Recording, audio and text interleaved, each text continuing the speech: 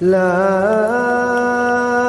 أقسم بيوم القيامة ولا أقسم بالنفس اللوامة أيحسب الإنسان أن لن نجمع عظامه بلى قادرين على أن نسوي بنانه. الحمد لله الحمد لله رب العالمين حمدا كثيرا طيبا مباركا فيه كما يحب ويرضى. أشهد أن لا إله إلا الله وحده لا شريك له في الخلق والأمر، وأشهد أن سيدنا وسندنا وحبيبنا وشفيعنا وخليلنا ومولانا محمدا عبده ورسوله المبعوث إلى الأسود والأحمر المنعوت بشرح الصدر ورفع الذكر، صلى الله عليه وعلى آله وأصحابه وبارك وسلم تسليما كثيرا كثيرا.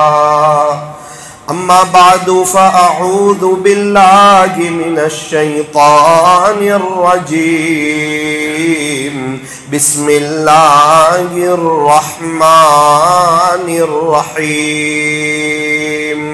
واذكروا الله كثيرا لعلكم تفلحون. وقال الله تبارك وتعالى في القرآن المجيد والفرقان الحميد: يا أيها الذين آمنوا اذكروا الله ذكرا كثيرا وسبحوه بكرة وأصيلا. صدق الله مولانا العظيم. وقال النبي صلى الله عليه وسلم: ذكر الله شفاء القلوب. وصدق رسوله النبي الكريم. ونحن على ذلك لمن الشاهدين والشاكرين، والحمد لله رب العالمين.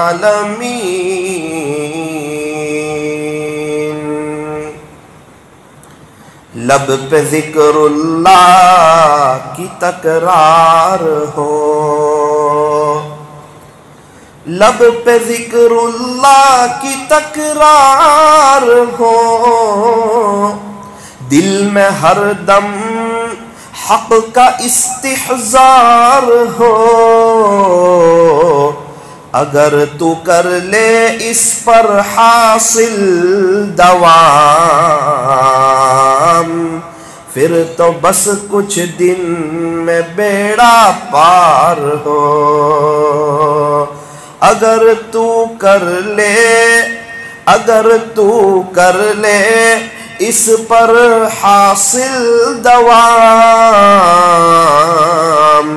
پھر تو بس کچھ دن میں بیڑا پار ہو. نور میں ہو یا نار میں رہنا، ہر جگہ ذکر یار میں رہنا. چند دن خزاں کے سہلو بس، پھر ہمیشہ بہار میں رہنا، پھر ہمیشہ بہار میں رہنا، ہر دم اللہ اللہ کر، ہر دم اللہ اللہ کر، نور سے اپنا سینہ بھر، جیے تو اس کا ہو کر جی، اور مرے تو اس کا ہو کر مر، ہر دم اللہ اللہ کر۔ وہ جو عاشق صادق ہوتے ہیں، وہ جو عاشق صادق ہوتے ہیں، وہ کب فریاد کرتے ہیں، لبوں پہ مہر خاموشی، دلوں میں یاد کرتے ہیں، لبوں پہ مہر خاموشی، دلوں میں یاد کرتے ہیں۔ یہاں ایسے رہے کہ ویسے رہے، یہاں ایسے رہے کہ ویسے رہے، وہاں دیکھنا ہے کہ کیسے رہے، وہاں دیکھنا ہے کہ کیسے رہے۔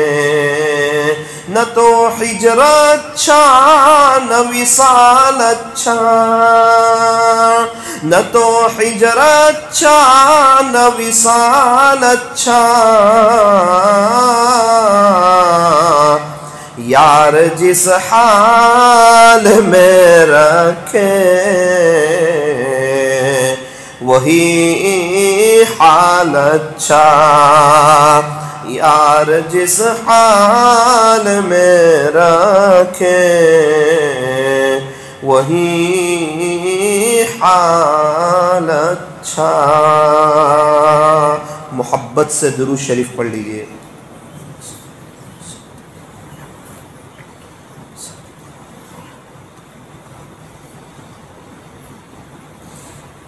بزرگان محترم اور عزیز نوجوانوں،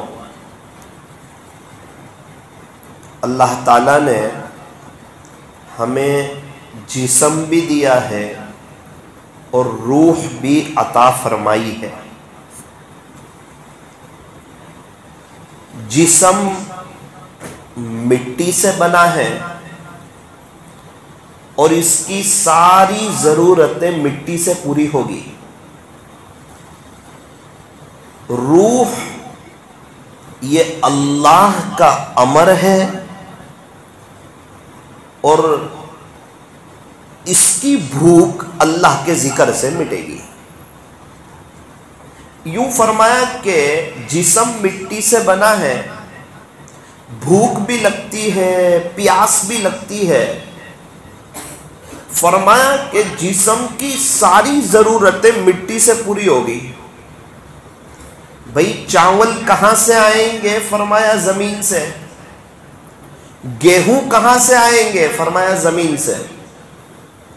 سبزی کہاں سے آئے گی؟ فرمایا زمین سے۔ پھل فروٹ کہاں سے آئیں گے؟ فرمایا زمین سے۔ روٹی بنے گی تو گیہوں کی ضرورت، آٹے کی ضرورت، یہ کہاں سے آئے گا؟ فرمایا زمین سے۔ زمین سے اگنے والی چیزیں بہت سی وہ چیزیں ہیں جس سے انسان کی جسم کی بھوک مٹتی ہے۔ بھئی بورنگ کہاں ہوتا ہے؟ پانی کہاں سے آتا ہے؟ زمین سے۔ تو ایک بات یاد رکھنا، جسم کی ضرورت زمین سے پوری ہوگی۔ روح وَيَسْأَلُونَكَ عَنِ الرُّوحِ پیارے نبی جی یہ لوگ آپ سے روح کے بارے میں پوچھتے ہیں، قُلِ الرُّوحُ مِنْ أَمْرِ رَبِّي، پیارے نبی جی آپ انہیں کہہ دیجئے یہ روح تو میرے رب کا امر ہے، میرے رب کا حکم ہے۔ روح آئی ہے اللہ کے پاس سے، اس کی ساری ضرورتیں پوری ہوگی نیک اعمال سے، ذکر سے، اللہ کو راضی کرنے سے۔ ایک اور بات یاد رکھیں، ذرا دھیان سے سننا، بات سمجھ آئے گی، اور اگر اس کے مطابق عمل ہو جائے گا چین، سکون، اطمینان اور امن و امان مل جائے گا، اور زندگی گزارنے کی مزہ آ جائے گی، اور دنیا اور آخرت انشاءاللہ دونوں بہتر بن جائے گی۔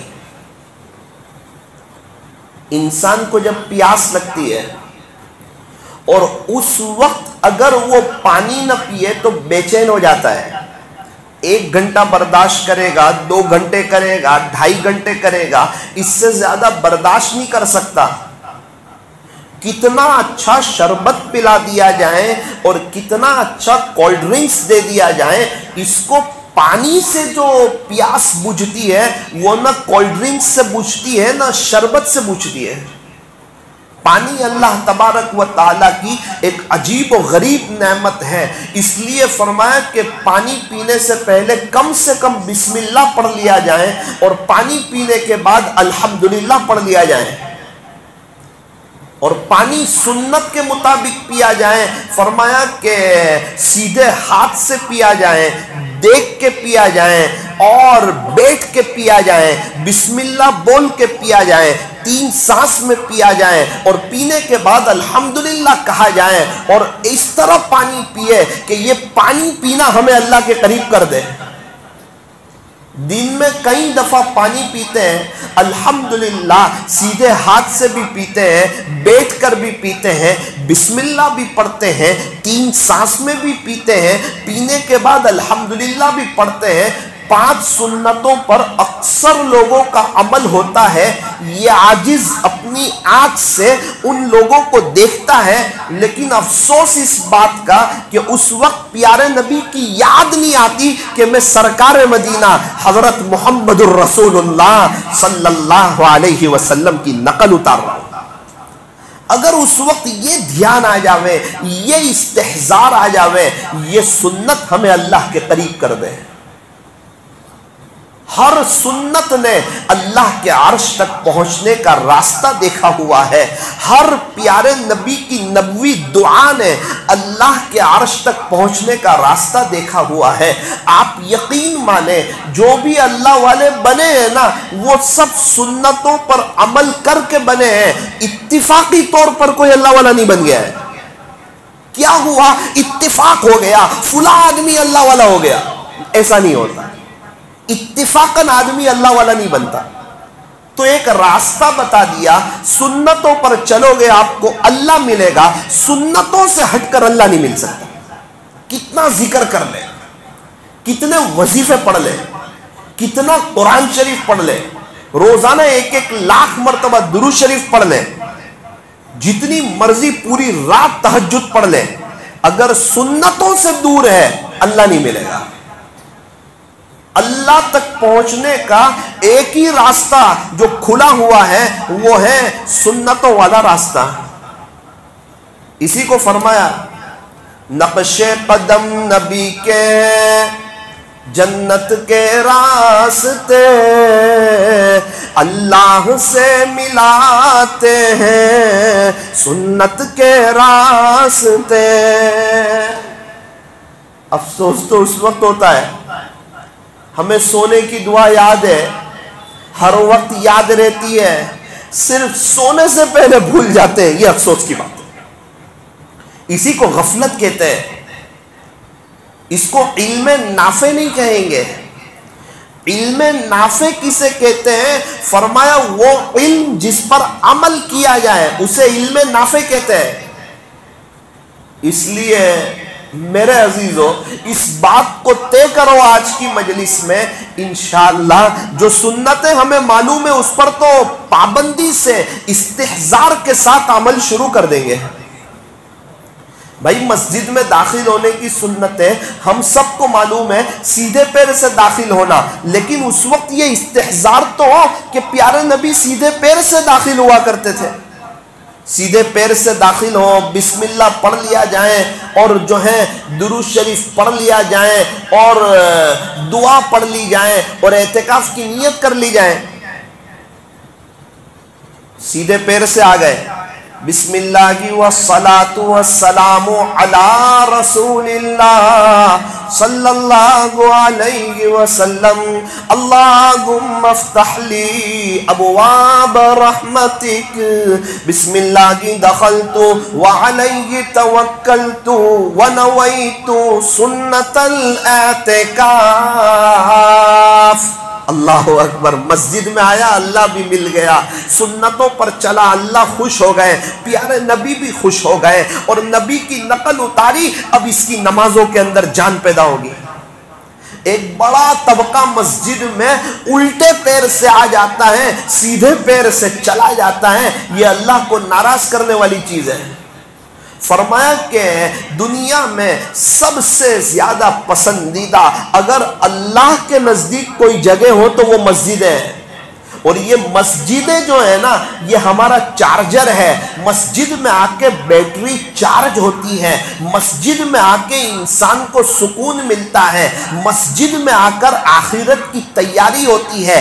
یہاں جھوٹ نہیں، دھوکہ نہیں، تانا نہیں، غیبت نہیں، بد نظری نہیں، موبائل کا غلط استعمال نہیں. یہ مسجدیں وہ جگہ ہیں یہاں پر گناہ نہیں ہوتے، نیکیاں ہوتی ہے. اس لیے مسجدوں میں نورانیت ہوتی ہے، رونق ہوتی ہے، بہار ہوتی ہے، اور مسجدوں کے آس پاس اور مسجدوں میں فرشتوں کا ماحول ہوتا ہے. اس لیے جو بندہ مسجد میں بیٹھنے کا عادی ہوتا ہے وہ اکثر نیکیوں کا عادی ہوتا ہے، کیونکہ فرشتے نیکیاں کرتے ہیں، اللہ کی فرما برداری کرتے ہیں، نافرمانی نہیں کرتے.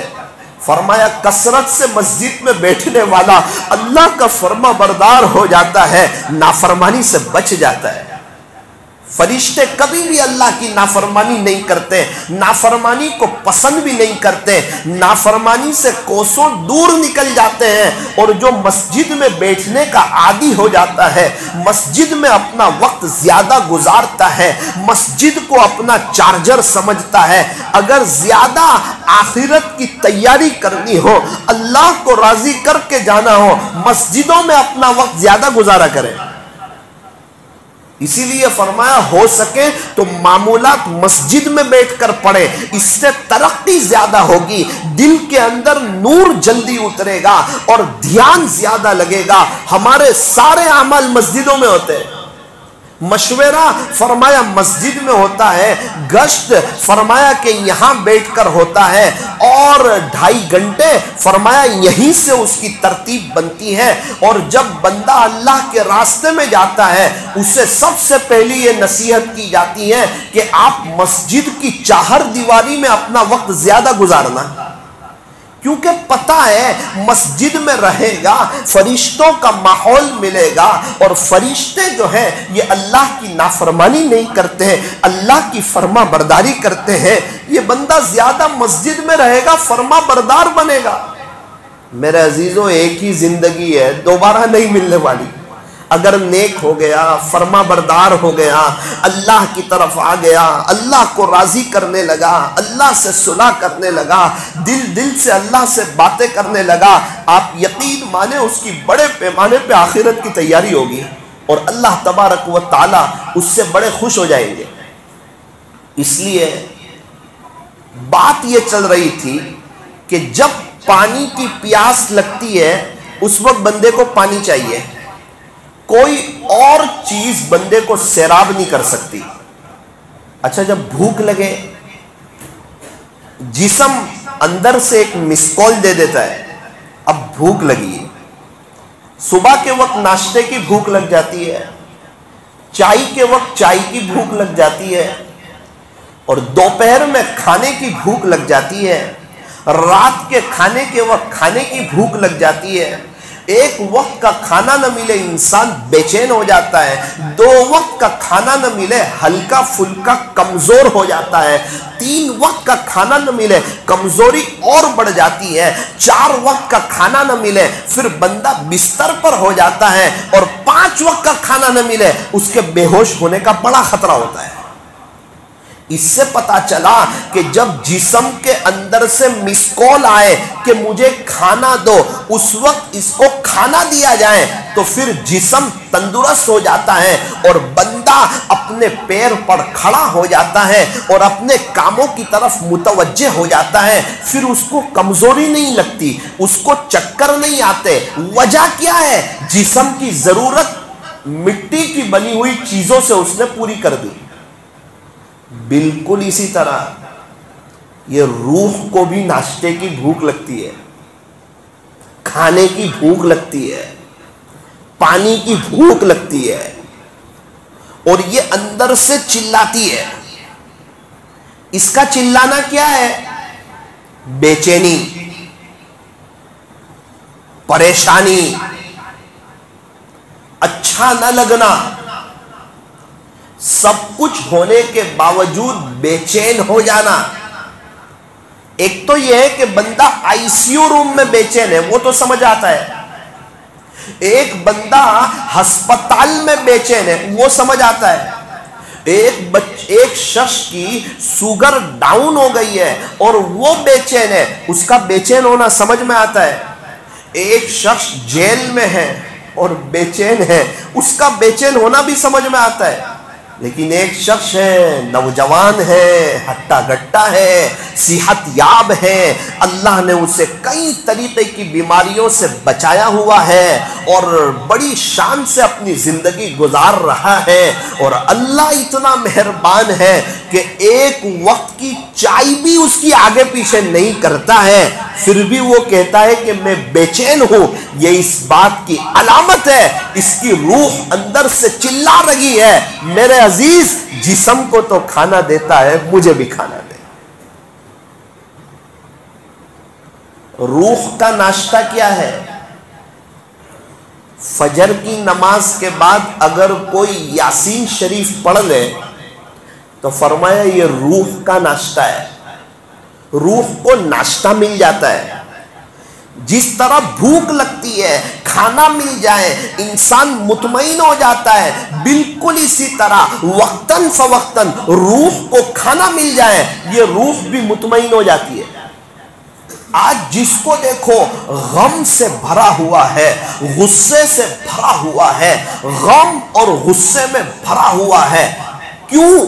کیا وجہ ہے؟ فرمایا اس کے اندر سکون نہیں ہے۔ سکون کیوں نہیں ہے؟ کیونکہ اس کی زندگی میں قرآن نہیں، اس کی زندگی میں اللہ کا ذکر نہیں، اس کے پاس قرآن شریف کی تلاوت کے لیے وقت نہیں ہے، اللہ کے ذکر کے لیے وقت نہیں ہے، اسی لیے وہ بے چین ہے، اس کا اندرون میں اندھیرا ہے، اسی لیے وہ ہر وقت غم و غصے میں بھرا رہتا ہے۔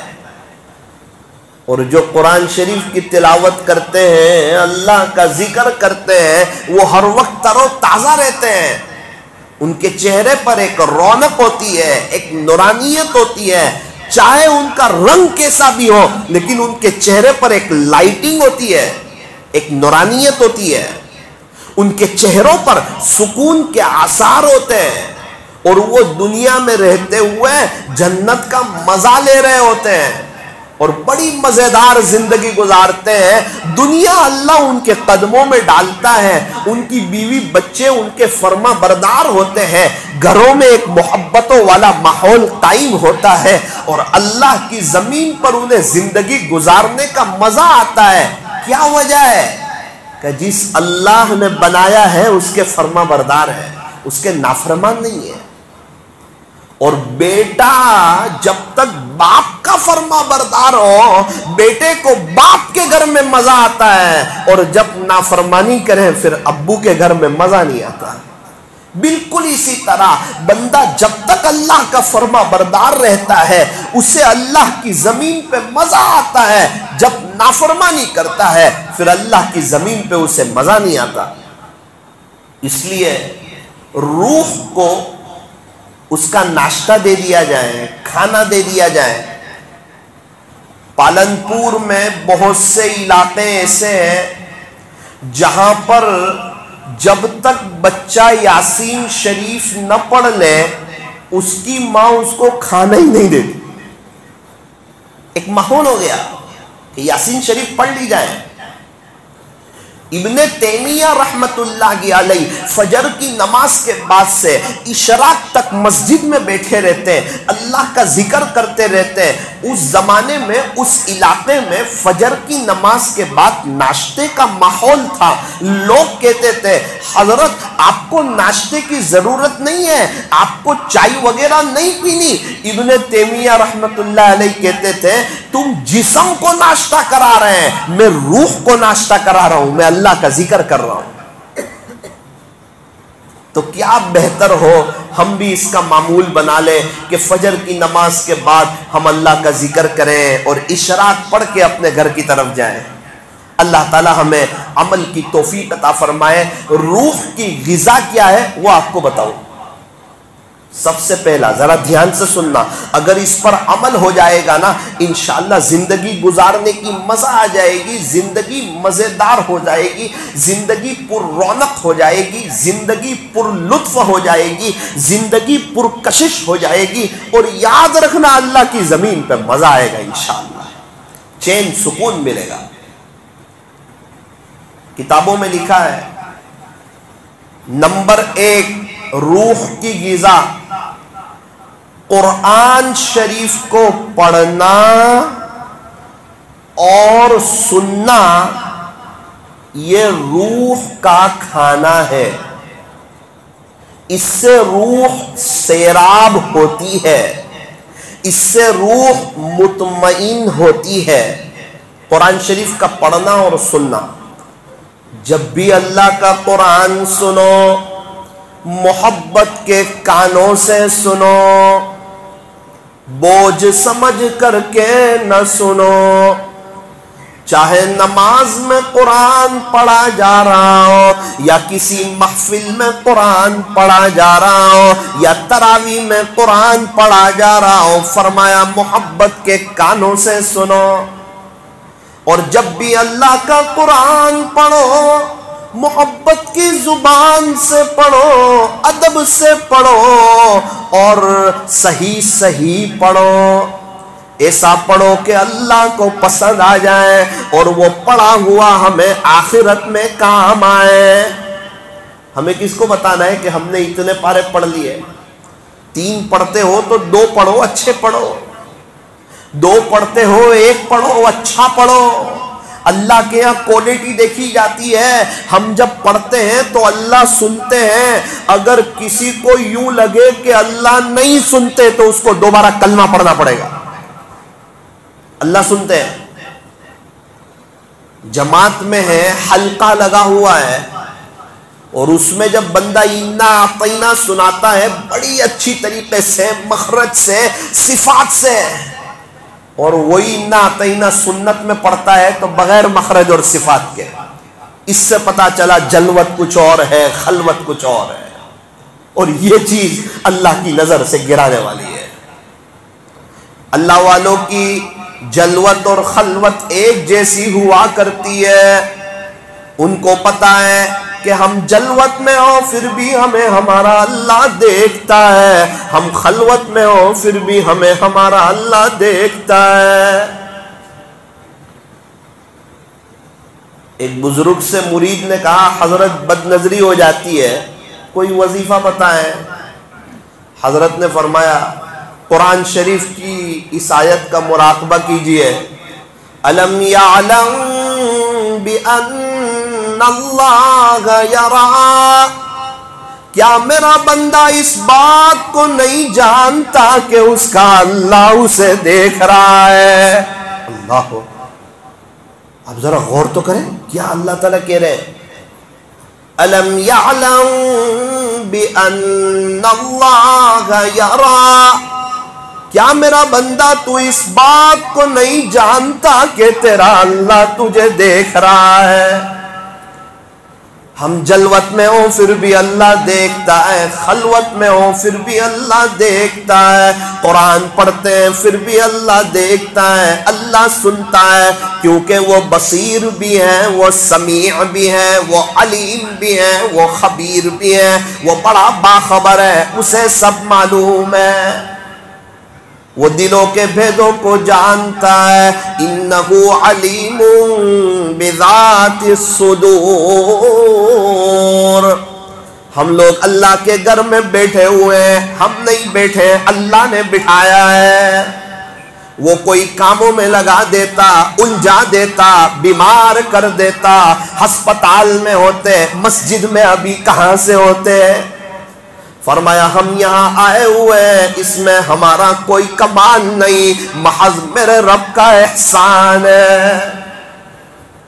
اور اس عاجز کی زبان سے اللہ یہ باتیں کروا رہا ہے، یہ اس بات کی علامت ہے اللہ ہمیں سکون دینا چاہتا ہے، ہماری آخرت کو بنانا چاہتا ہے، ہمیں اپنا ولی بنتے ہوئے دیکھنا چاہتا ہے، ہماری سوچ کو درست کرنا چاہتا ہے، ہمیں اپنا بنانا چاہتا ہے، اسی لیے بٹھایا ہوا ہے، اسی لیے یہ ساری باتیں سننے کی اللہ توفیق دے رہے ہیں۔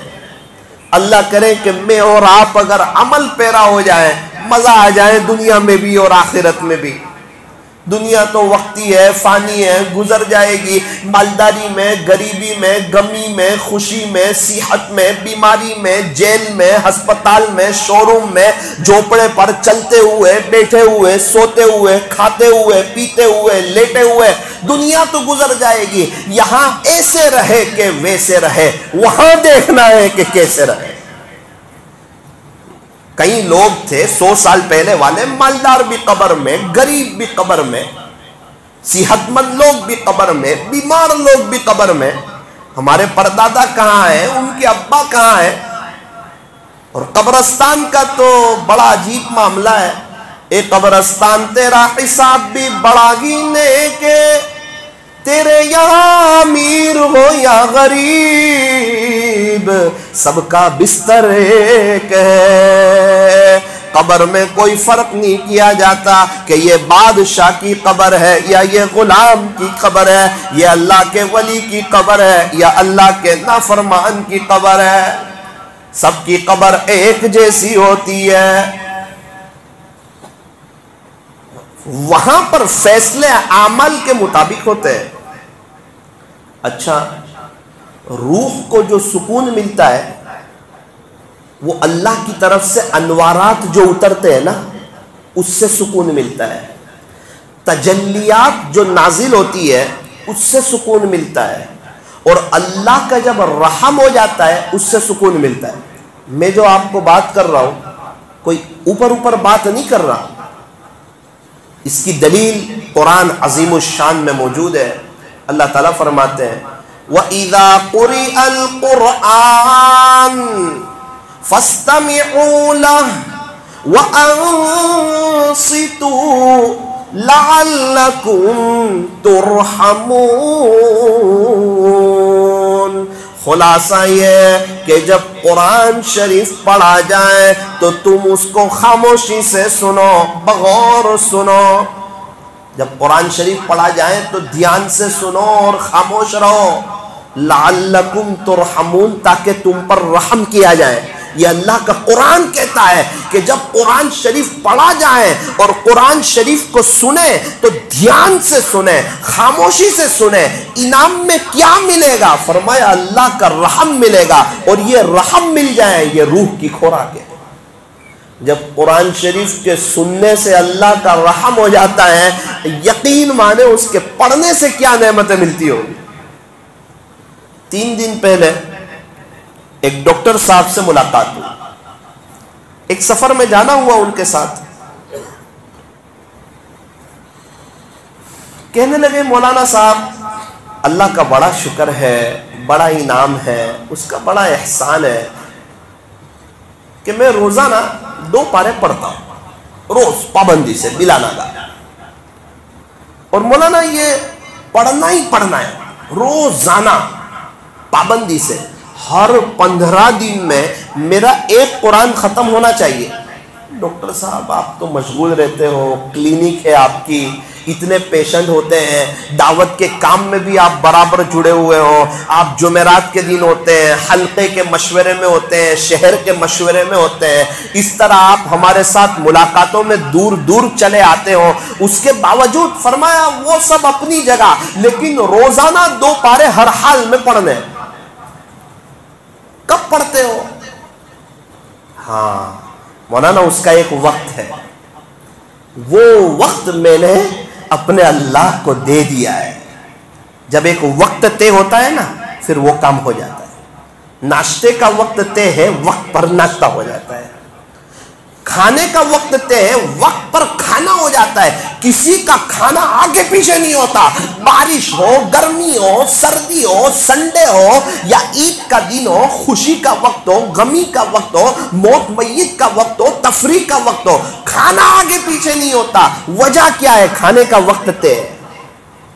آگے پیچھے کیا ہوتا ہے؟ قرآن شریف کی تلاوت, کیونکہ اس کا وقت طے نہیں ہے.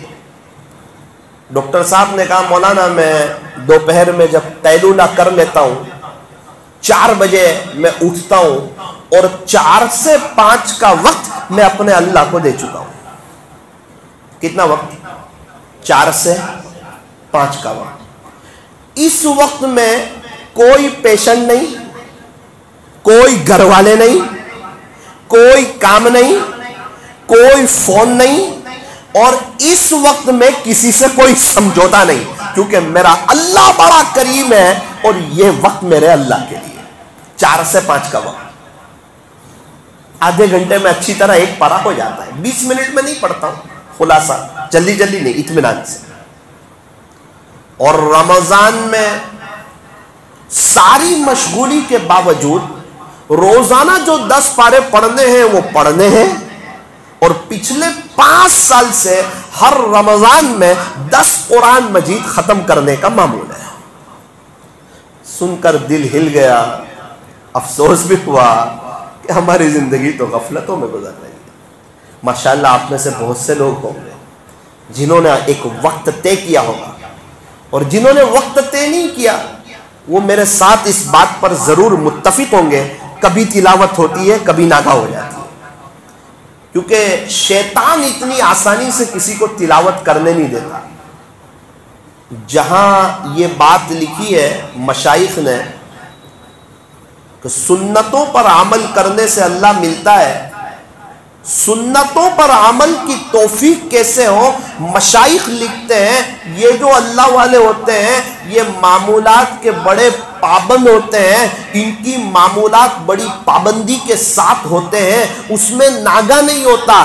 یہی وجہ ہے اللہ انہیں اپنا بناتا ہے, ورنہ اتفاقی طور پر اچانک کوئی اللہ والا نہیں ہو جاتا. بہت اچھا موقع ہے اللہ کے ولی بننے کا, اللہ والے بننے کا, اس سے دوستی کرنے کا, اس سے یاری لگانے کا.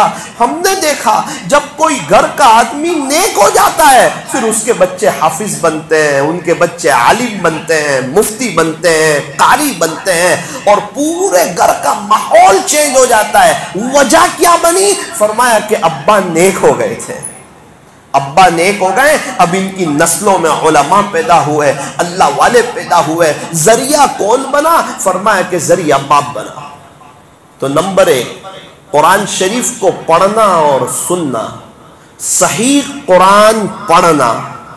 اگر صحیح قرآن پڑھنا نہ آتا ہو تو صحیح قرآن پڑھنے والے سے سیکھنا, اسے وقت دینا, جانوے تلمذ اس کے سامنے طے کرنا, اور اس بات کو ثابت کرنا کہ قرآن کے سامنے پہلے بھی میں بچہ تھا اور ابھی بھی میں بچہ ہوں. کچھ جگہوں پر انسان کبھی بھی بڑا نہیں ہوتا, اپنے ماں باپ کے سامنے کبھی بھی کوئی بڑا نہیں ہوتا چاہے دادا بن جائے. اللہ کے دین کے سامنے کبھی بھی کوئی بڑا نہیں ہوتا چاہے کتنا بڑا ولی بن جائے. اور قرآن شریف کے سامنے کبھی بھی کوئی بڑا نہیں ہوتا چاہے وہ حافظ قرآن بن جائیں یا عاشق قرآن بن جائیں. قرآن شریف کے سامنے کوئی بڑا نہیں ہوتا. اگر نہ آتا ہو پڑھنا, صحیح پڑھنا نہ آتا ہو, قیامت کے دن یہ عذر نہیں چلے گا کہ مجھے صحیح پڑھنا نہیں آتا تھا، میری زبان نہیں ولتی تھی۔ میرے عزیز، جہاں زبان مڑا کرتی ہے، جو لوگ قاری لوگ ہیں، اچھا پڑھنا جانتے ہیں، ان کے پاس جا کر بیٹھ، تو وہ فیکٹری میں بیٹھے گا، تیری زبان بھی مڑنا شروع ہو جائے گی۔ ایک راہ صحیح ہوگی، قرآن میں 6000 سے زیادہ تقریباً راہ اس کی صحیح ہو جائے گی۔ قرآن شریف میں جتنی راہ ہے وہ سب صحیح ہو جائے گی۔ قرآن شریف میں 29 حروف ہیں الف سے یا تک، اس کے علاوہ ایک بھی حرف نہیں ہے جس کے 29 حروف صحیح ہو جائیں، پھر اس کا قرآن صحیح ہو جاتا ہے۔ تھوڑا سا وقت دے دیا جائے اللہ کے قرآن کو سیکھنے میں۔ ہم نے نوساری میں مدرسہ اصحاب صفہ شروع کیا تھا بڑے لوگوں کے لیے۔ ایک چچا تھے، انہیں قرآن پڑھنا نہیں آتا تھا، ہر وقت اس بات کے افسوس میں رہتے تھے، مولانا صاحب مجھے قرآن پڑھنا نہیں آتا، لیکن میرے اندر طلب بھی بڑی موجود ہے۔ کچھ وقت تک وہ فجر کے بعد میرے پاس بھی بیٹھتے رہے، جماعت میں بھی ساتھ آتے رہے، وہاں بھی قرآن سیکھتے رہے۔ جیسے ہی ان کو پتا چلا مدرسہ اصحاب صفہ شروع ہوا ہے، بڑے لوگوں کا مدرسہ شروع ہوا ہے، اللہ کی شان انہوں نے داخلہ لے لیا، اور وہ ابھی 2 مہینے پہلے تک پڑھتے رہے، سیکھتے رہے، پوری تختی ان کو زبانی یاد ہو گئی۔ بڑے خوش ہوتے تھے کہ اس عمر میں مجھے تختی یاد ہو گئی۔ لیکن موت کا وقت آ گیا، مکہ مکرمہ میں تھے، حج میں گئے ہوئے تھے اس سال، پھر وہاں سے مدینہ منورہ گئے۔ اللہ اکبر، کلمہ پڑھتے پڑھتے ان کے بیٹے نے کہا، لگاتار میرا ابو کلمہ پڑھ رہے تھے، لگاتار کلمہ لا الہ الا اللہ محمد الرسول اللہ صلی اللہ علیہ وسلم۔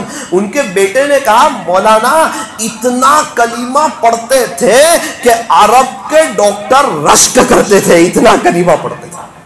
وہ ڈاکٹر لوگ کہنے لگے، یہ کون ہے، کیا کرتا ہے، زندگی کیسے گزاری ہے، موت کا وقت ہے، آخری گھڑیاں ہیں، اس کو کلمے کے علاوہ کچھ سمجھ ہی نہیں آتا۔ اتنی بیماری ہے، آخری وقت ہے، آخری گھڑیاں ہیں، ہارٹ میں بڑی تکلیف ہو چکی ہے، بڑا پرابلم ہو چکا ہے، اور کہہ رہے ہیں نماز کا وقت ہو گیا۔ ڈاکٹر صاحب نے کہا کہ آپ نماز نہیں پڑھ سکتے، آپ کس پوزیشن میں ہیں ذرا وہ تو دیکھو۔ کہا نا نماز زندگی پر کبھی چھوڑی نہیں، مرتے مرتے نماز چھوڑوں گا نہیں۔ مدینہ منورہ کی سرزمین ہے اور اس بندے کو نماز بڑی یاد ہے، تیمم کر کے نماز پڑھی ہے۔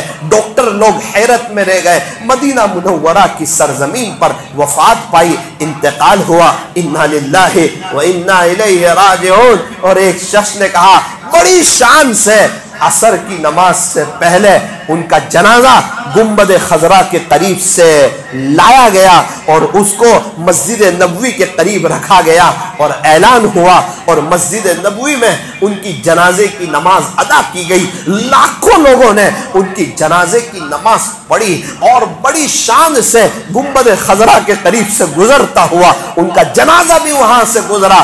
ہم تو جانے کے لیے تڑپتے ہیں، کچھ لوگ ایسے ہوتے ہیں جن کے جنازے بھی وہاں سے گزرا کرتے ہیں۔ عاشق تھے، گزشتہ سفر میں کچبوچ میں ہمارے ساتھ چلے میں تھے، تہجد کے وقت میں بہت روتے تھے۔ ایک کونے میں سے زور سے رونے کی آواز آتی تھی، کہتے تھے مولانا میں جاہل ہوں، مجھے کچھ نہیں آتا، میں ان پڑھ آدمی، مجھے کچھ نہیں آتا، مجھے اللہ کا قرآن نہیں آتا مولانا۔ اللہ اکبر، اس پر وہ تڑپتے تھے، بے چین ہوتے تھے۔ کچھ لوگ ایسے ہیں سیکھتے ہیں پھر بھی نہیں آتا، اللہ کے بہت قریب ہو جاتے ہیں۔ کچھ لوگ اچھا سیکھ لیتے ہیں، تکبر کر کے خدا کی نظر سے گر جاتے ہیں۔ مقدر اپنا خدا کے دربار میں عاجزی چاہیے۔ اس کا یہ مطلب نہیں کہ نہ سیکھا جائے، سیکھا جائے اور عاجزی اختیار کی جائے، یہ مطلب ہے۔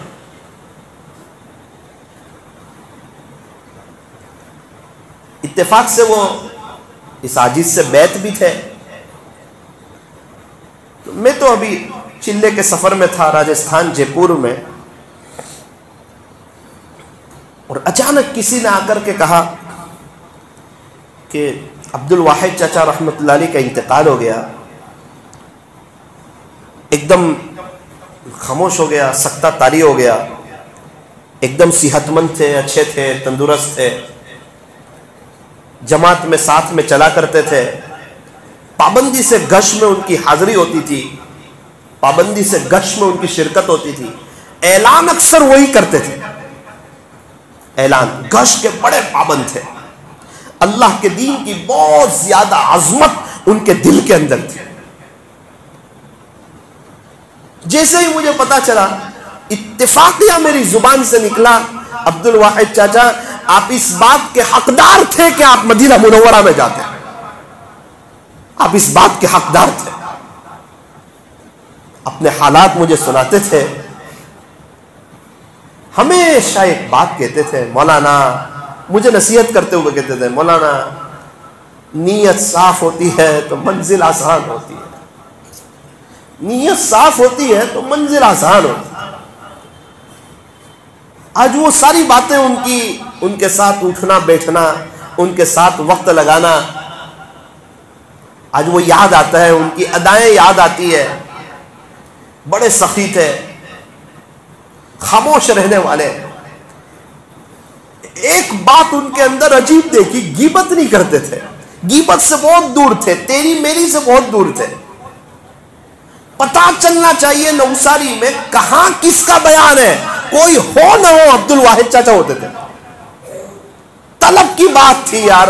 اللہ سب کے دل کو دیکھتا ہے, دلوں کے حال کو دیکھتا ہے, جذبے کو دیکھتا ہے, شوق کو دیکھتا ہے, کس کے اندر کیا طلب ہے اللہ جانتا ہے. مجھے اچھی طرح یاد ہے ان کا بے چین ہو جانا, ان کا تڑپنا. 40 دن میں سے کوئی 25 رات ایسی ہوئی ہوگی جس میں روتے ہوئے ان کی چیخیں نکل گئی مسجد میں. نیک بندہ, نمازی بندہ, تہجد گزار بندہ, اللہ کے دین کی محنت کرنے والا بندہ, زکاتیں دینے والا بندہ, اور پڑوسیوں کے ساتھ حسن سلوک کرنے والا بندہ, اللہ اکبر کبیرہ, راتوں کو اتنا رو رہا ہے, تڑپ رہا ہے. کیا پتا تھا کہ یہ رونا اور یہ تڑپنا اور یہ راتوں کا اٹھنا اور یہ سخاوت اور یہ نرمی اور یہ حسن سلوک, یہ انہیں مدینہ منورہ میں لے جائے. مدینہ منورہ کا تذکرہ آتا تھا, ایموشنل ہو جاتے تھے. اللہ کی شان. کچھ بوجھ کا چلے کا ایک سفر ایسا تھا, اس میں ہم نے مدینہ منورہ میں حاضری کے لیے اللہ تعالیٰ سے بہت دعائیں کی تھی, اور وہاں کا مدفن ملے اس کے لیے بھی بہت دعائیں کی تھی. کچھ بوجھ کے سفر میں سب سے زور سے یہ کہتے تھے آمین. جس پہاڑ پہ ہم چلے جائیں وہاں دعا کر لیتے. اکثر مجلسوں میں دعا ہو جاتی, کبھی رات کی تہجد میں دعا ہو جاتی. اس وقت ان کی تڑپ دیکھی تھی, فکر دیکھی تھی, قربانی دیکھی تھی. صحیح بیان کرنا تو نہیں جانتے تھے, اخیر تک وہ صحیح معنوں میں قرآن نہیں سیکھ سکے, لیکن ان کی طلب کو سلام, ان کے جذبے کو سلام, اخیر تک سیکھنا چھوڑا نہیں. اپنی طلب بتائی اللہ کو, اور بڑی شان سے مدینہ منورہ میں پیارے نبی علیہ السلام کے قدموں میں انتقال ہوا. وہیں جنازے کی نماز پڑھائی گئی, وہیں قریب میں انہیں دفن کیا گیا. حاجی لوگ تو حج کر کے آ گئے اور وہ وہیں رہ گئے مدینہ منورہ. وہ کیسی سرزمین ہے جس زمین کے نیچے آقائے نامدار حضرت محمد الرسول اللہ صلی اللہ علیہ وسلم آرام فرما رہے ہو. اس سے بڑھ کے مدینہ منورہ کی سعادت کیا ہوگی. اور وہی سرزمین پر بھائی عبد الواحد چاچا آپ بھی آرام کر رہے ہیں. آپ کی عظمتوں کو سلام, آپ کی رفعتوں کو سلام. میں نے ان کے بیٹوں سے پہلے ہی کہا, دونوں بیٹے سے کہا, جب آپ کو یہ پتہ چلا ابو کا انتقال ہو گیا تو پھر آپ نے مٹھائی کیوں تقسیم نہیں کی؟ آپ کو چاہیے تھا آپ پورے نوساری میں مٹھائی تقسیم کر دیتے. عذرائے مذاق میں نے فرمایا کہ یہ خوشی کا آپ کا جذبہ ہوتا. پتہ چلا دونوں بیٹے بھی وہیں پہنچ گئے تھے. اللہ تعالیٰ مرحوم عبد الواحد چاچا رحمت اللہ علیہ کی مکمل مغفرت فرمائے اور ان کے درجات کو اعلیٰ علیین میں بلند فرمائے. پسماندگان کو عجیب و غریب صبر جمیل عطا فرمائے. ہمارے ایک ساتھی کو اللہ وہیں لے گئے, ان کی برکت سے اللہ مجھے آپ کو پوری امت کو مدینہ منورہ میں جنت البقیع کا مدفن نصیب فرمائے، ان کے پسماندگان کو اللہ عجیب و غریب صبر جمیل عطا فرمائے، اور ان کے اندر جو صفاتیں تھی اللہ ہمیں ان صفاتوں کو اپنانے کی توفیق اور سعادت نصیب فرمائے۔ تو بات یہ چل رہی تھی آخری بات کہ روح کی غذا نمبر 1 اللہ کا قرآن پڑھنا اور سننا، یہ روح کی غذا ہے۔ دلیل اللہ کے قرآن سے وَإِذَا قُرِئَ الْقُرْآنُ فَاسْتَمِعُوا لَهُ وَأَنصِتُوا لَعَلَّكُمْ ترحمون، اور اگر کسی پر اللہ کی طرف سے رحم ہو جائے تو یہ روح کی غذا ہے۔ نمبر 2 استغفار کرنا، استغفر اللہ پڑھنا، چاہے بڑا استغفار کریں یا مختصر الفاظ میں کریں، عربی میں کریں یا اردو میں کریں، شرط یہ ہے ندامت کے ساتھ کریں۔ اس کو تسبیح نہ سمجھیں، استغفار کو وظیفہ نہ سمجھے، یہ نہ تسبیح ہے، یہ نہ وظیفہ ہے، یہ تو معافی ہے۔ معافی کے انداز میں استغفر اللہ استغفر اللہ استغفر اللہ۔ اس لیے ہمارے مشائخ یوں فرماتے ہیں جب تک استغفر اللہ میں معافی کا استحضار نصیب نہ ہو وہاں تک تسبیح میں کچھ عربی کچھ اردو، کچھ عربی کچھ اردو، اس طرح استغفار کی تسبیح پڑھی جائے تاکہ پتہ چلے کہ معافی مانگ رہا ہوں، وظیفہ نہیں کر رہا ہوں میں۔ اللہ اللہ اللہ یہ وظیفہ ہے، صلی اللہ علیہ وسلم یہ وظیفہ ہے، الحمدللہ الحمدللہ یہ وظیفہ ہے، اللہ اکبر یہ وظیفہ ہے، لا الہ الا اللہ یہ وظیفہ ہے، استغفر اللہ یہ وظیفہ نہیں ہے، یہ معافی ہے۔ معافی بندہ اللہ سے یوں کہہ رہا ہے میرے رب میں نے گناہ کیے ہیں، میں گنہگار ہوں، مجھے معاف کر دے۔ اور ہم استغفار کو بھی وظیفے کی طرح پڑھ لیتے ہیں، استغفر اللہ استغفر اللہ استغفر اللہ، معافی کا کوئی استحضار نہیں ہوتا۔ اس لیے ایک بزرگ فرما رہے تھے اگر ندامت کے ساتھ استغفار کی ایک تسبیح پڑھی جائے یہ ہزاروں تسبیح پر بھاری ہے۔ اچھا یہ استغفار روح کی غذا ہے، دلیل اللہ کے قرآن سے لولا تستغفرون اللہ لعلکم ترحمون۔ خلاصہ یہ اگر یہ لوگ اللہ سے معافی مانگتے رہتے، استغفار کرتے رہتے تو اللہ کا رحم ان پر بھی ہو جاتا۔ اس سے پتا چلا کہ استغفار کرنے سے اللہ کا رحم ہوتا ہے، اور میں نے پہلے ہی کہا رحمت ملے، انوارات ملے، تجلیات ملے، یہ روح کی غذا ہے۔ اس لیے پابندی سے صبح و شام ایک ایک تسبیح، اور اگر یاد نہ رہے تو ہر فرض نماز کے بعد 40 مرتبہ ندامت سے پڑھ لیا جائے، استغفر اللہ استغفر اللہ استغفر اللہ۔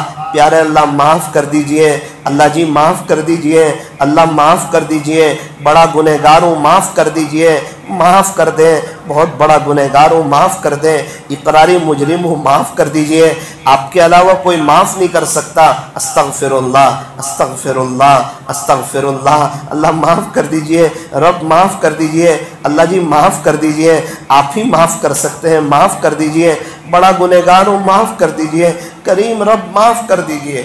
یہ 20 مرتبہ ہو گیا استغفر اللہ۔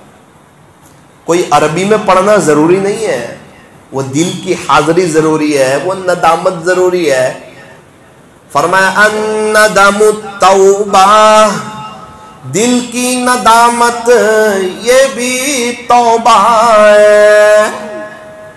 دل کا نادم ہو جانا، جہاں پینسل بنی ہے وہاں ربڑ بھی بنا ہے، جہاں پین بنی ہے وہاں وائٹنر بھی بنا ہے، جہاں کپڑے بنے ہیں وہاں صرف بھی بنا ہے، جہاں موبائل بنا ہے وہاں ڈیلیٹ کا بٹن بھی بنا ہے، جہاں انسان بنا ہے وہاں توبہ کا دروازہ بھی کھلا ہے۔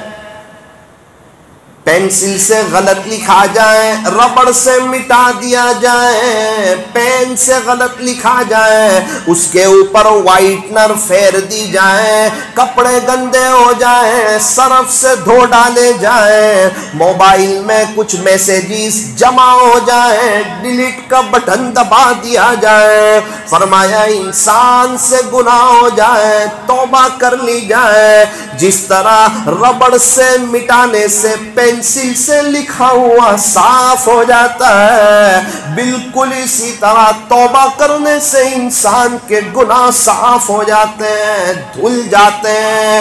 کبھی کبھار ندامت اتنی زبردست ہوتی ہے، اللہ سارے گناہوں کو نیکیوں سے بدل دیتا ہے۔ ان اللہ یحب التوابین، بے شک تیرا اللہ جو ہے وہ توبہ کرنے والوں کو بڑا ہی پسند کرتا ہے۔ اللہ خود اپنے قرآن میں بتا رہے ہیں کہ میں کس سے محبت کرتا ہوں، کس کو پسند کرتا ہوں، کہہ رہے معافی مانگنے والوں کو پسند کرتا ہوں۔ معافی کون مانگے جو اپنے آپ کو گنہگار سمجھے، وہ تو معافی مانگے، جو اپنے آپ کو نیک سمجھے گا وہ کیا معافی مانگے گا؟ اپنے آپ کو گنہگار سمجھنا، پاپی سمجھنا، مجرم سمجھنا، یہ چیزیں انسان کو اللہ کے قریب لے جاتی ہے، اس کی ترقی میں اس کو دنیا کی کوئی طاقت روک نہیں سکتی ہے، کیونکہ یہ بندہ استغفار کرتا ہے۔ استغفار انسان کو اللہ کے بڑے قریب لے جاتے ہیں۔ ایک مرتبہ ایک بزرگ مجھے کہنے لگے کہ بیٹا تجھے بہت سے اللہ والوں نے مختلف چیزیں دی ہے، میں بھی تجھے 2 چیزیں دیتا ہوں، لے کر چلا جا۔ میں نے کہا حضرت بالکل ضرور آپ دیجئے۔ انہوں نے کہا بیٹا ایک تو میری طرف سے تو استغفر اللہ لے جا، اس کو کثرت سے پڑھتا رہے۔ میں نے کہا دوسری چیز، کہا بیٹا میری طرف سے ندامت لے جا، بس اپنے آپ کو چھوٹا سمجھتا رہے، اپنے آپ کو گنہگار سمجھتا رہے، اس سے معافی مانگتا رہے۔ خلاصہ یہ ہے یہ تیری حفاظت کا ذریعہ ہو جائیں گے۔ تو استغفار کرنے سے کیا ہوتا ہے؟ فرمایا استغفار کرنے سے مسائل حل ہوتے ہیں۔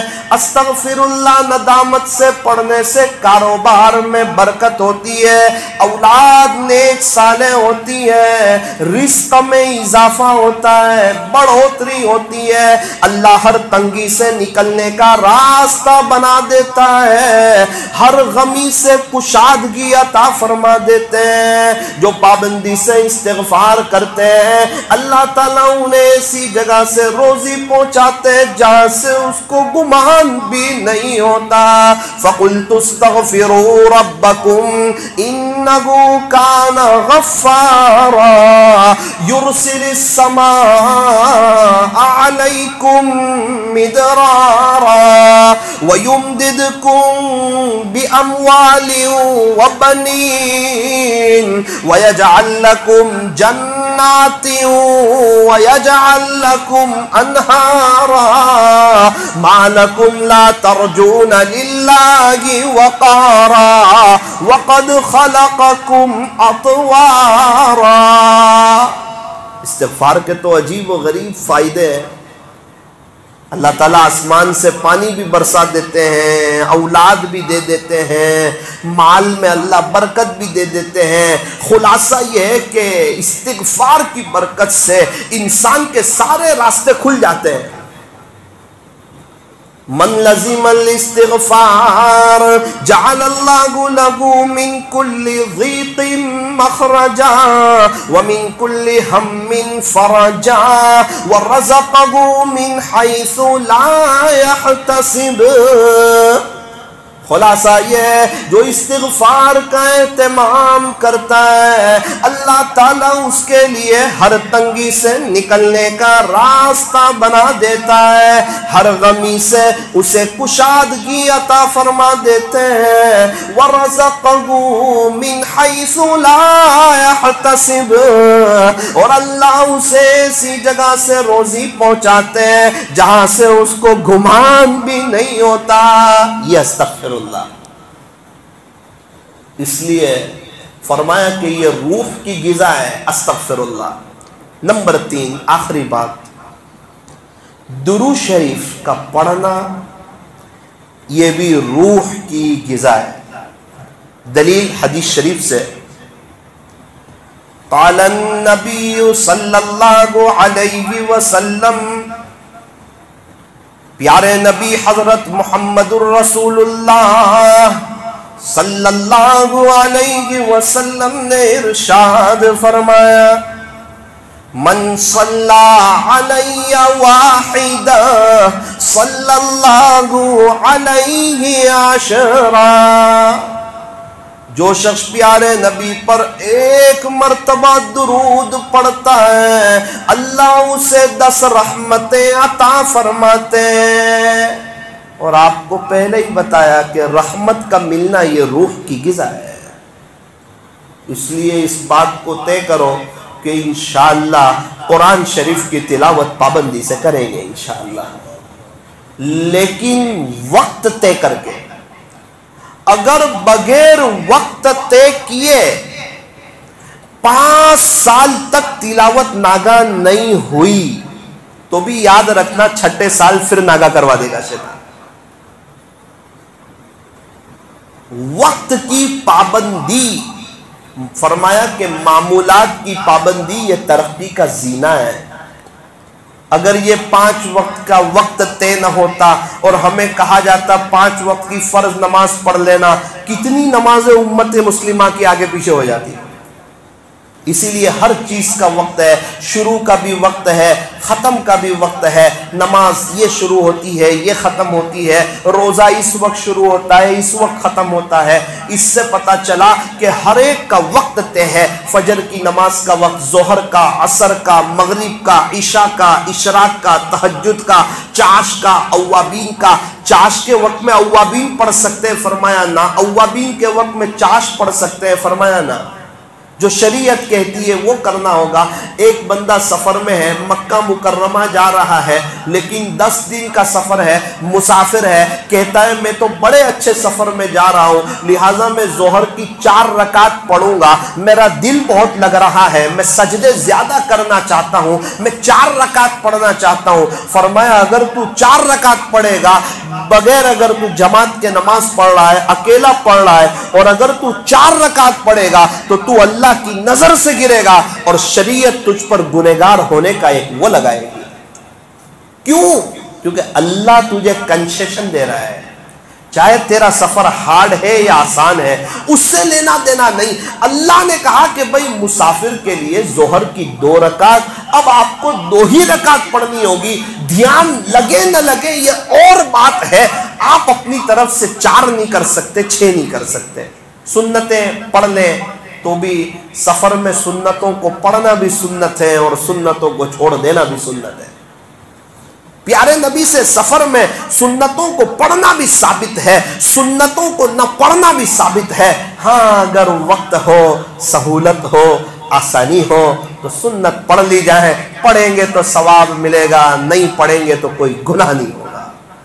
आजकल तो सफ़र बड़े आसान होते हैं, आफियत के साथ होते हैं, बड़े मज़ेदार होते हैं। अगर कोई सुन्नतें पढ़ ले, इसमें आफियत ज़्यादा है, उसकी तरक्की ज़्यादा है, इतना वक्त अल्लाह की इबादत में गुजरेगा। तो मेरे अजीज़ों, जिस तरह मैंने आपको बताया कि वो डॉक्टर साहब रोज़ाना 2 पारे पढ़ते थे, अभी भी पढ़ते हैं, पिछले 5 साल से हर 15 दिन में एक कुरान ख़त्म करते हैं। वजह क्या है? वक्त बंधा हुआ है। दोपहर में 4 से 5 का वक्त अपने अल्लाह को दे दिया है। उनके लिए 2 पारे पढ़ना आसान है। मैंने और आपने भी व्हाट्सएप का बहुत सा अपना वक्त व्हाट्सएप को दे दिया है। हमारे लिए भी घंटों व्हाट्सएप पे रहना आसान है। इसलिए अपने दिल में एक बात को तय करें, ये बड़ी अहम बात है। अगर ये तय ना होगी तो मजलिस की रूह निकल जाएगी। मजलिस की रूह क्या है कि अभी हम इस बात को तय करें कि अपने जहन में सोचें, मैं कौन से वक्त में 1-2 पारे पढ़ सकता हूं। जोहर के बाद पढ़ सकता हूं, जोहर पहले आधा घंटे पहले आके पढ़ सकता हूं, फजर की नमाज के बाद पढ़ सकता हूं।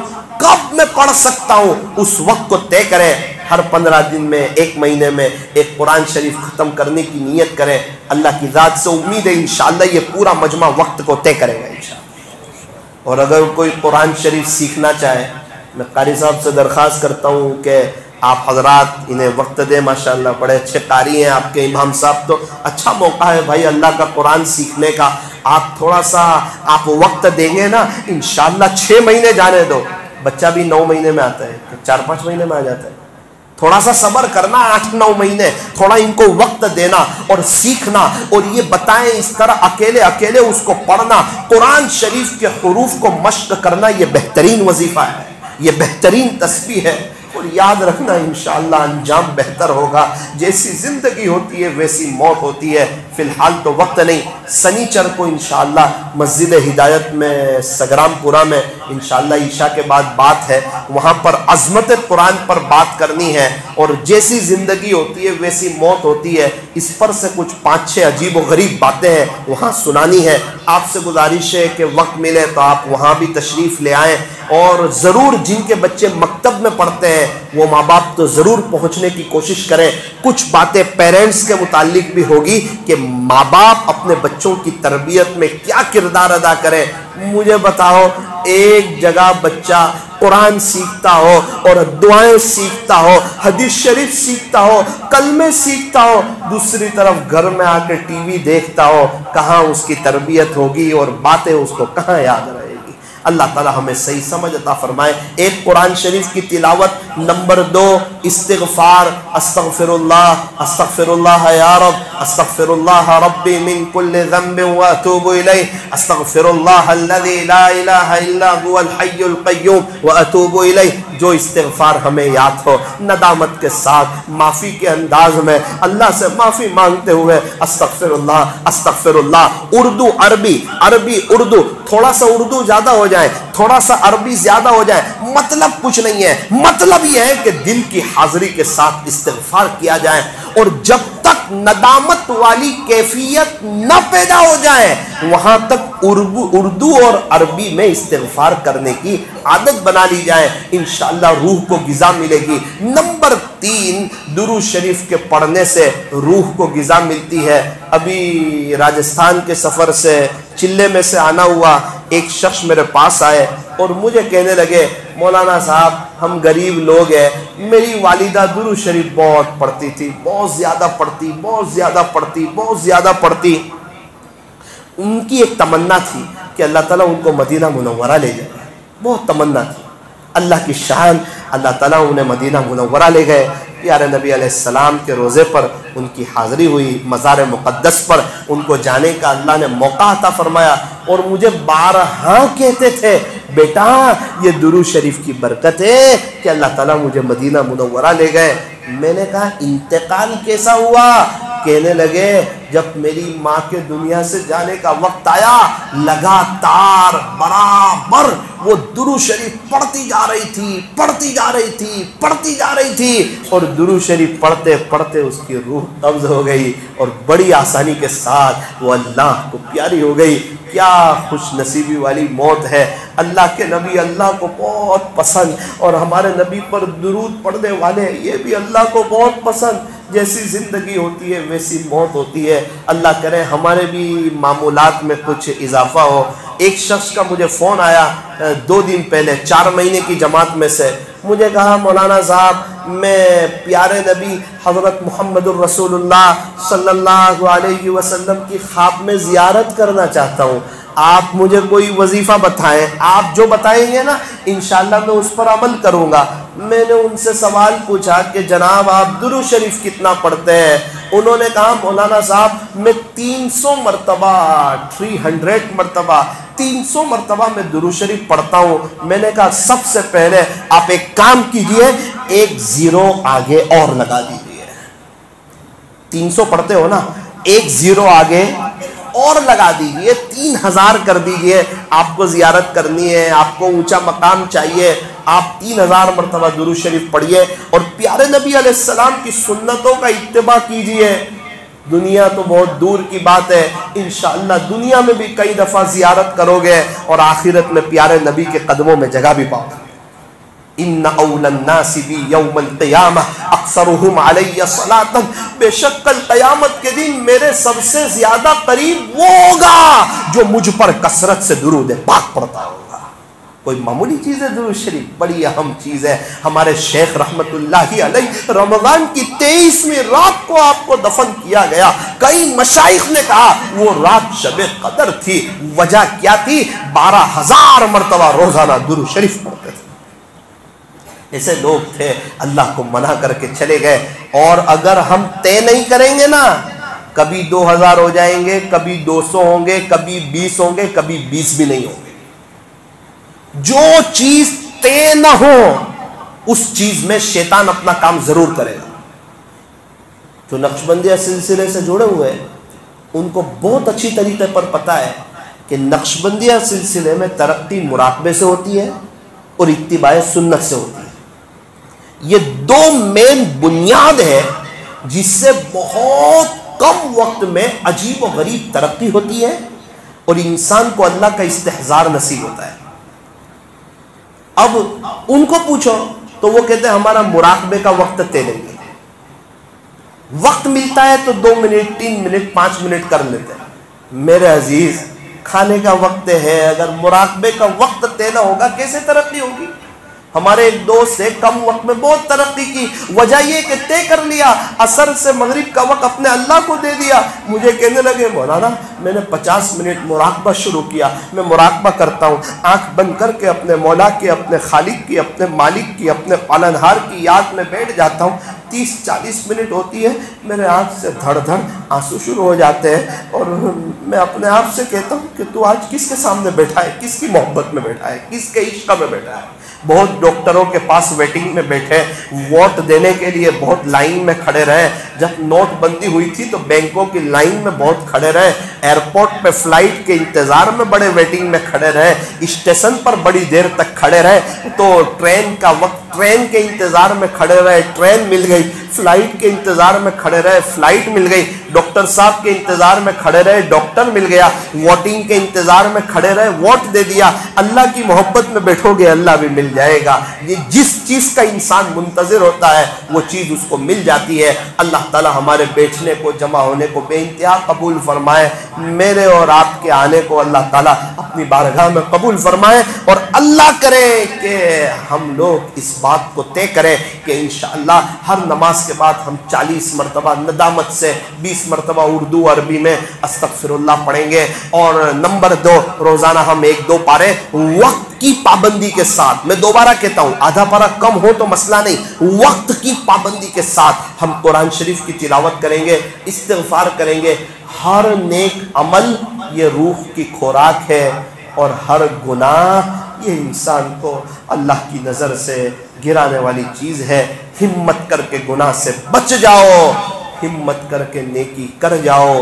اللہ ہمارے بیٹھنے کو، جمع ہونے کو قبول فرمائے. تھوڑی دیر کے لیے اندر باہر کی لائٹوں کو بند کر دیں.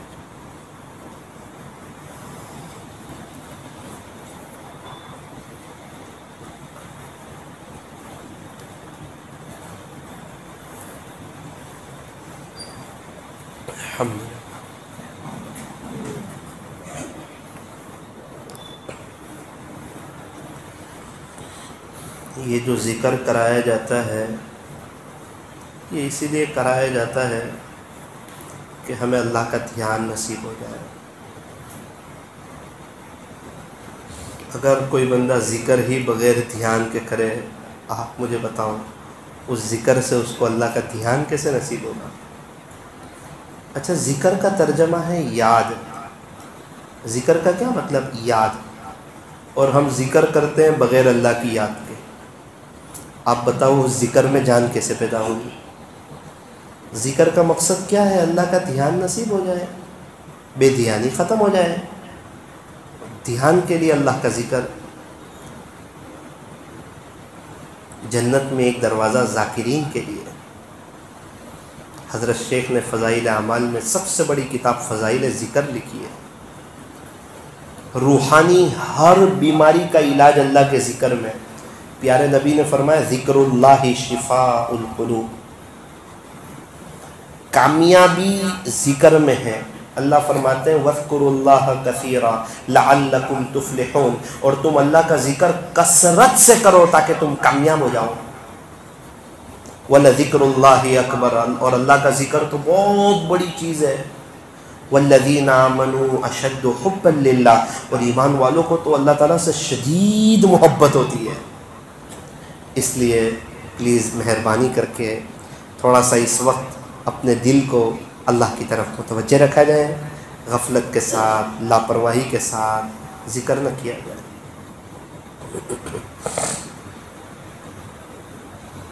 میں اور میرا اللہ، میں اور میرا اللہ، میں اور میرا اللہ، میرا اللہ میرے پاس ہے، مجھے دیکھ رہے ہیں، میرے ساتھ ہیں، میں ذکر کروں گا، اللہ سنیں گے۔ اور میری بڑی سعادت کی بات ہے کہ رات کی تنہائی ہے، سناٹا چھایا ہوا ہے، اور مجھے اللہ اپنی یاد کی توفیق عطا فرمائیں گے۔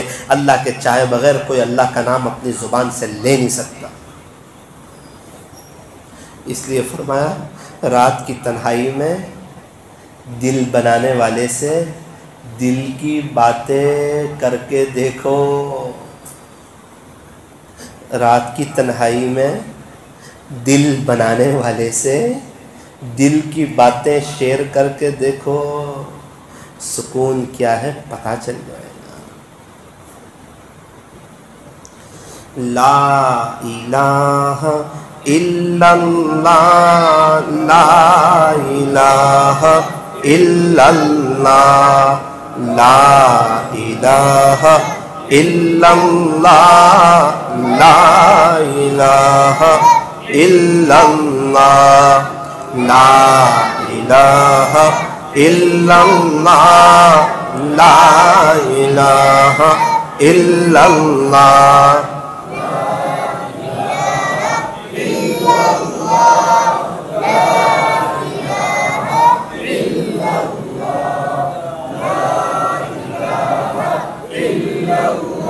پڑھتے رہیں، لا الہ پڑھے تو تصور کریں اللہ کا غیر نکل رہا ہے دل سے، الا اللہ پڑھے تو تصور کریں اللہ کی محبت آ رہی ہے۔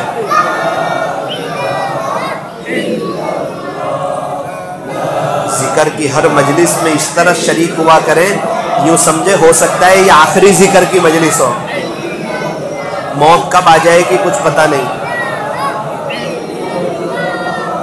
لا الہ الا اللہ، لا الہ الا اللہ، لا الہ الا اللہ۔